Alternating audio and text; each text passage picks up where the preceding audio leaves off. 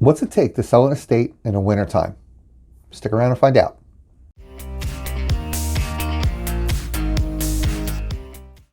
Hey, this is Bill Eaves, Associate Broker with RE/MAX in Bensalem and Licensed Agent with RE/MAX at the Shore. There is a difference between selling in the winter and the spring. We covered this in the last video, so this is not a repeat. But I want to give you some tips if you are going to sell in January, February, March, even November and December. There are a couple things you want to do a little different than you do during the other months, especially if you're in, the Pennsylvania region or the New Jersey region where we get snow, we get storms, we get salt, all kinds of stuff. So the first tip is you can take a peek at one of my other videos where it'll show you how to winterize a house. You can do that, but you don't have to. You want to keep the utilities on so that the buyers can walk into the house and know that the systems are in operational order. The heater works. If it's rainy season, the air conditioner works.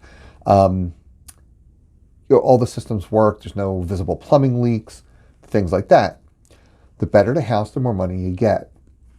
Shut everything off, you're looking at people who, they're taking a chance, so they're going to have to turn it back on for the home inspection if they do one, or they're going to turn it back on for the appraisal, or you're going to be selling to a cash buyer, which you will get less from a cash buyer than a buyer with a mortgage because your buyer pool shrinks. Other than that, our object is to get you top dollar. So in the wintertime and in the rainy season, one thing you want to do is you want to keep the house heat on 52, 55. You don't have to jack it up to 70, 72. People will be coming in their coats. It'll feel chilled, but it'll save you a little bit on the energy, the cost of energy. And it'll ensure that the pipes don't burst. That's a big problem in the winter, especially when you shut a house heat off, figuring you're going to save a couple bucks, and you spring a leak because the pipes freeze, then burst, and next thing you know, you got a flood. And if you're not living there, that could go on for days or weeks before it's found. So that's the first tip. Keep the heat on around anywhere from 52, 55. You can go into the 60s if you want, but it's not really necessary. The second tip is to make sure the sidewalks and the walkways are shoveled. Even though nobody lives there, it has to be shoveled.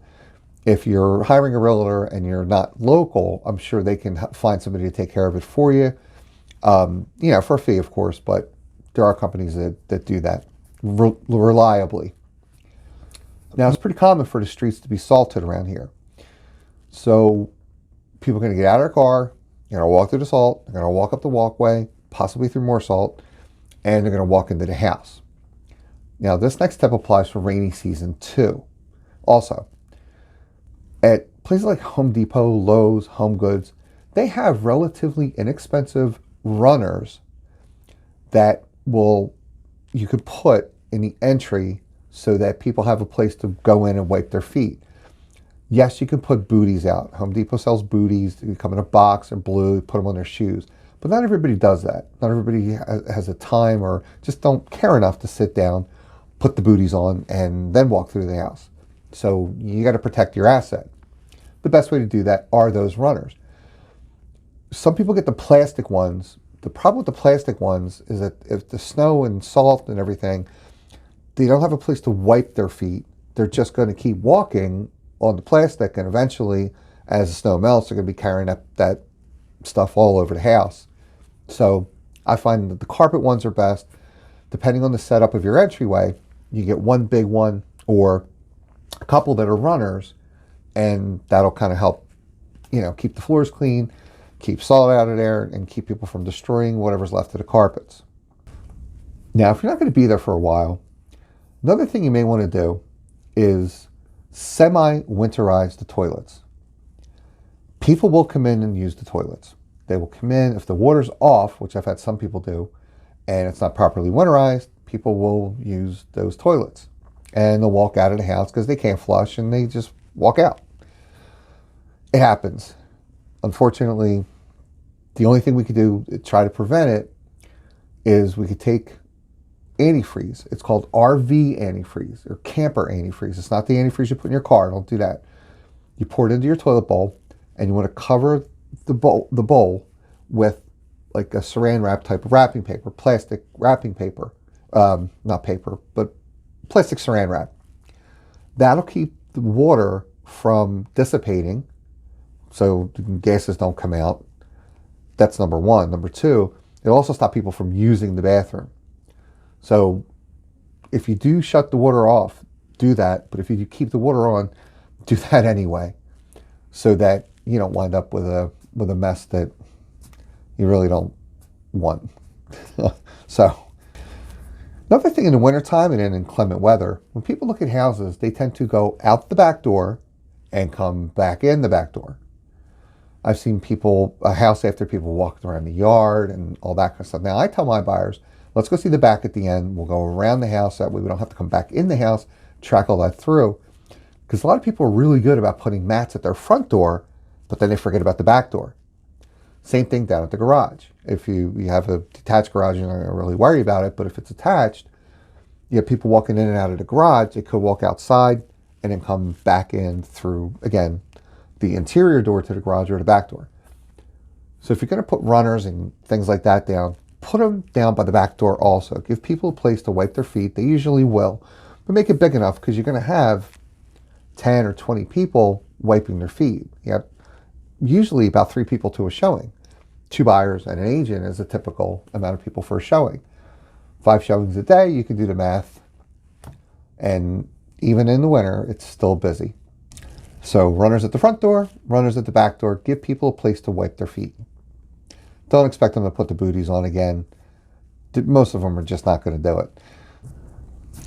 So here's a couple tips for you, selling in inclement weather to protect your asset and get the most amount of money possible. If you find yourself in the unenviable position of being an executor to an estate, check out my free estate checklist. There's a link down below this video. There's also a link below for some tips on how to sell a house in general, which should really help you out.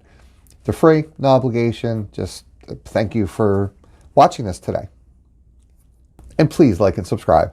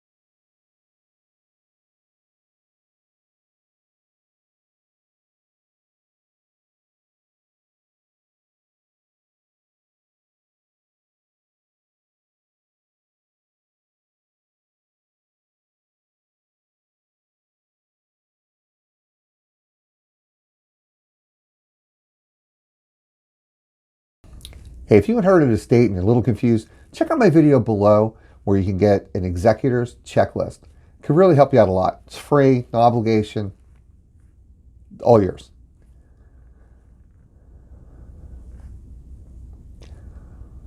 It's free, no obligation, and it can really help you out a lot.